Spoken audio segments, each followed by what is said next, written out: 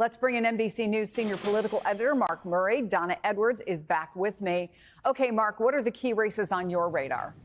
Yeah, Chris, you mentioned Wisconsin, and obviously we're going to have primaries tonight. They're going to formalize the general election showdown between Democratic incumbent Tammy Baldwin and Republican challenger Eric Hovde. And Wisconsin, of course, is a presidential battleground state. This is a potential opportunity, pickup opportunity for Republicans. But do note that Baldwin is outperforming first President Joe Biden when he was on the Democrat top of the ticket, and in the most recent polls with Harris at the top of the Democratic ticket. I would assume that this race would end up kind of conforming to what we'd probably see in the presidential contest. But again, with Baldwin maybe doing a point or two better than the Democratic standard bearer. And then, Chris, we're also looking in Minnesota. The Minnesota 5th Congressional District incumbent Ilhan Omar is receiving a Democratic primary challenger.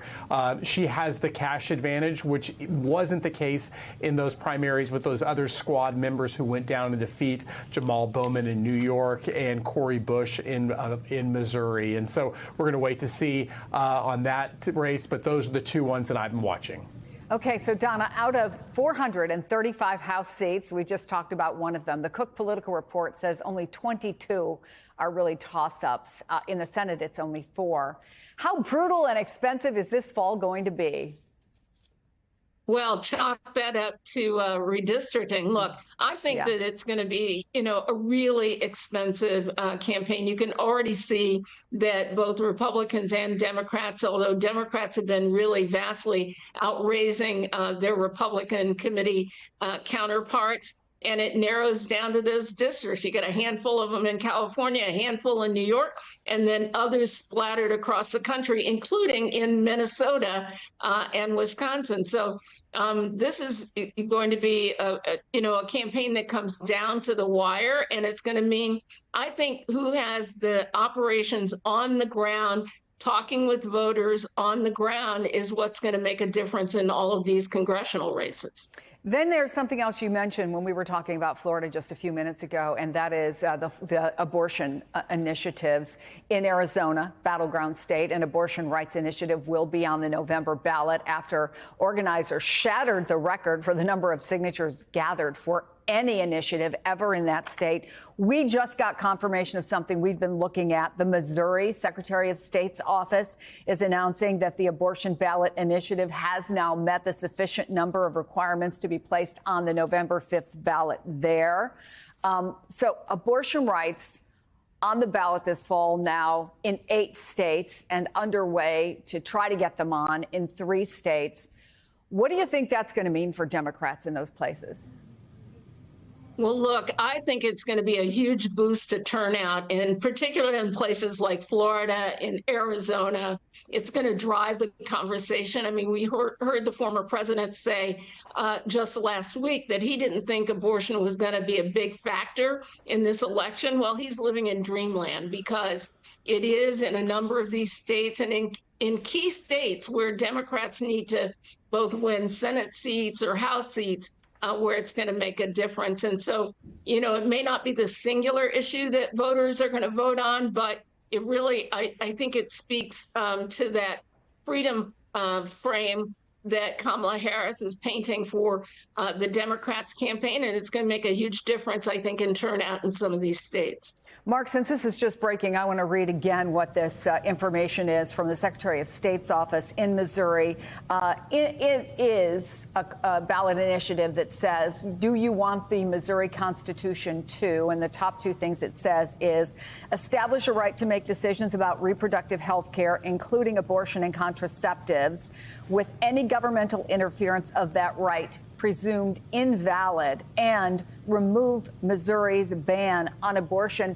Correct me if I'm wrong, with the initiatives that have come since the fall of Roe v. Wade, Mark, have any of them failed? Any of the reproductive rights initiatives failed? They have not, Chris, all the way from neighboring Kansas to Ohio to Kentucky. And, you know, Chris, when I look at the polling on the abortion issue nationally, it really is kind of a 60-40 issue on supporting abortion rights versus opposing abortion rights. And that has been consistent through all of those state ballot referendums that I've seen, that usually it's about a 60-40 margin there.